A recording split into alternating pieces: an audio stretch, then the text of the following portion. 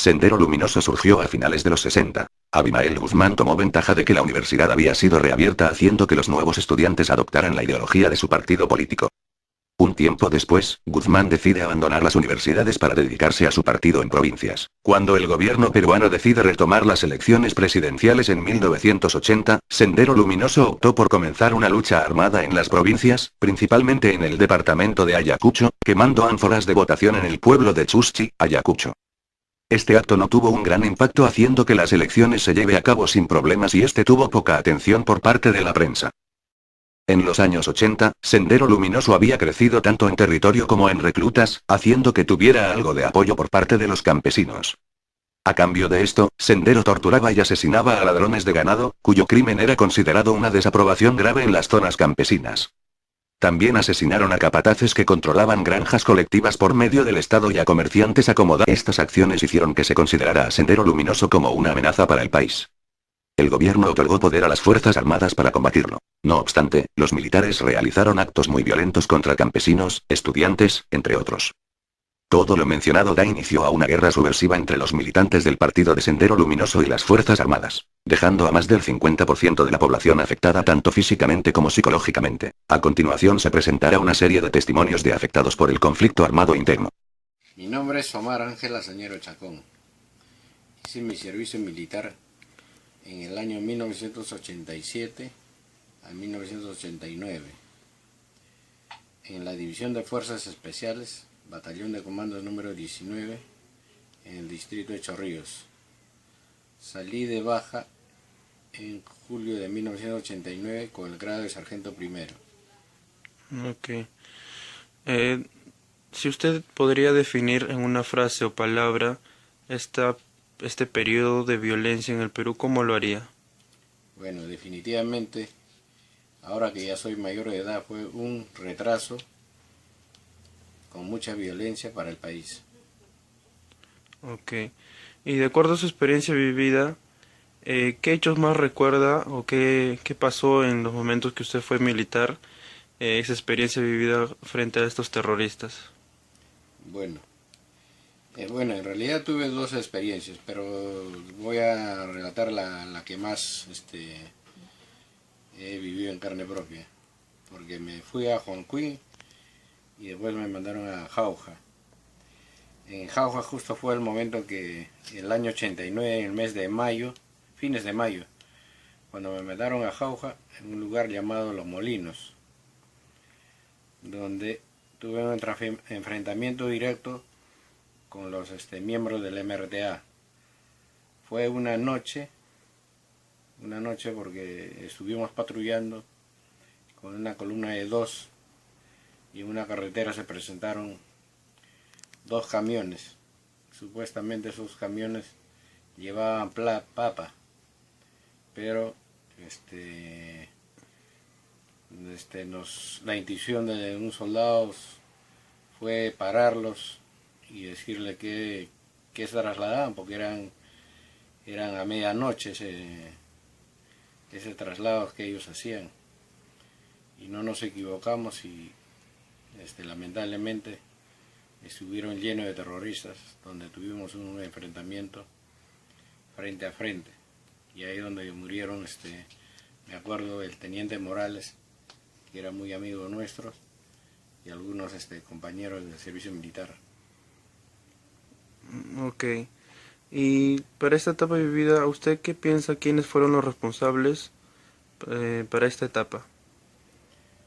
Bueno, yo creo que en ese momento, ahora que ya soy mayor de edad y ya analizo bien, en esa etapa yo creo que hubo dos responsables. Uno, el Estado, por no tener una inteligencia concreta para poder combatir a este grupo de terroristas. ¿Ya? Y yo creo que la segunda es que este grupo de terroristas no compartían la política del país, ya, porque según ellos todo eran para los ricos y nada para los pobres, tenían su propia ideología y apología. Ok. ¿Y cómo cree que esta etapa afectó a la ciudadanía del país? Bueno, de hecho que esta ha afectado mucho a la ciudadanía, sobre todo en las provincias, en los pueblos más lejanos de nuestro país, donde hubo mucho abuso de parte de los terroristas, y esto iban compartido con de los policías y militares. Ok, muchas gracias. Yoida Iparraguirre Flores, del pueblo de Acomarca, Huancavelica, con DNI 20 04 18 52. Cuando yo vivía en Acomarca con mis padres el año 1983 llegaron los terroristas dándonos sustos obligándonos a cocinar para ellos. Los varones recibían charlas de los terrucos y los llevaban a fabricar bombas. Ya no nos dejaban en paz a mis hermanos, le obligaban a acompañar rondas, cuando no hacíamos caso nos amenazaban con matarnos de ese miedo. Vivíamos escapando en los cerros en cuevas amenazados de los terrucos y de la Fuerza Armada, a mi papá lo llevaron a la base de Vilca donde lo maltrataron hasta matarlo. A varios paisanos los mataron. Los enterraban en el campo, no querían que recojamos sus cuerpos. Es por eso que me fui a la selva central harto del miedo de los terroristas.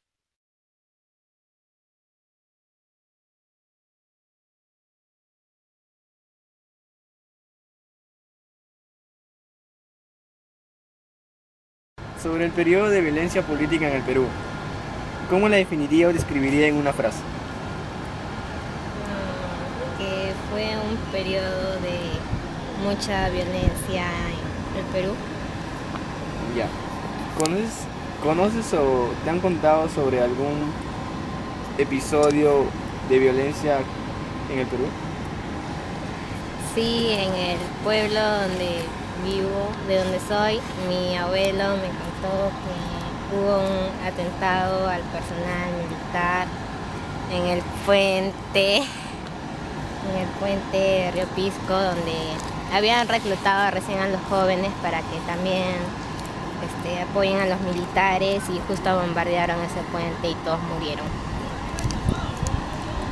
Y aparte de eso, como es una zona agrícola y también cultivan lo que es el café, muchas de las personas por miedo vendieron todos sus terrenos y se mudaron acá a Lima, dejando gran parte de sus pertenencias, todo, y lo que ocasionó grandes pérdidas, y también que los bancos ya no presten sus servicios ni nada de eso.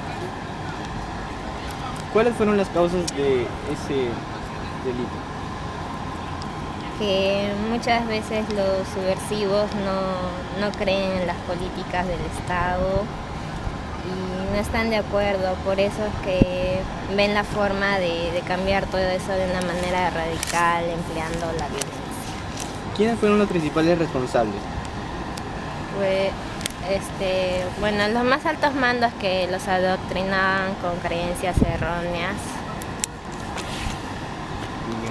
Y en conclusión, ¿cómo crees que afecta esto en la ciudadanía?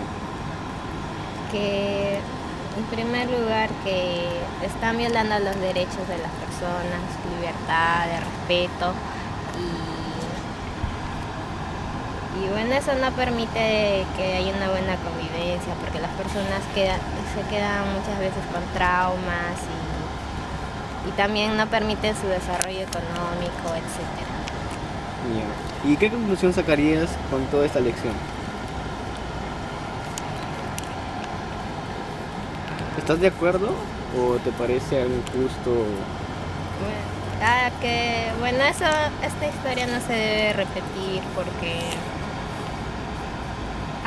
no ha permitido el desarrollo del país, ha generado un atraso en todo aspecto y nada más. Yo soy Pascuada Chancasanampa Matos de Acomarca, yo vivía en mi pueblo con mi esposo e hijos, todos trabajando con mi siembra y animales. Cuando llegaron los terroristas, era triste nuestra vida. Llegaron en 1983, en ese cambiaron nuestras vidas de todos nosotros. En 1983, cuando estuve pasando una fiesta patronal el de 8 de diciembre, llegaron los terroristas. Todos los terroristas nos obligaron a darles alimentos, las mejores presas, y nos amenazaban si nos escapábamos, por eso tenía miedo de irme con mis hijos.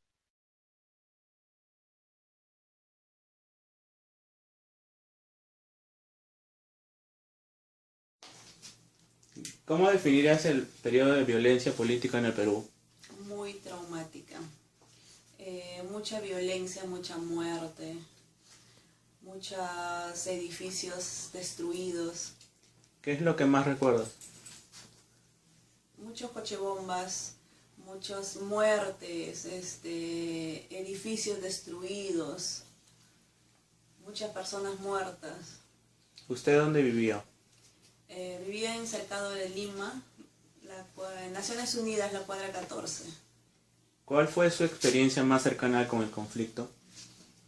Lo que yo recuerdo es que a unas 4 o 5 cuadras de mi casa pusieron un coche bomba. En ese entonces era la fábrica de la Coca-Cola y pusieron un coche bomba. ¿Qué es lo que más lo impactó? Las muertes, ¿Y lo que más le dolió? ver tantos niños muertos, ancianos muertos. ¿Se considera víctima de la violencia política?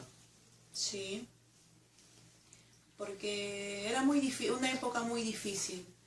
No había luz, volaban las torres de la luz. Era una época muy difícil. ¿Quiénes fueron los principales responsables? Los terroristas mataban muchas personas. ¿Alguna conclusión o lección que pueda sacar de la experiencia vivida? Que por fin se acabó mucha violencia y que el Perú haya mejorado para el bien de todos nosotros.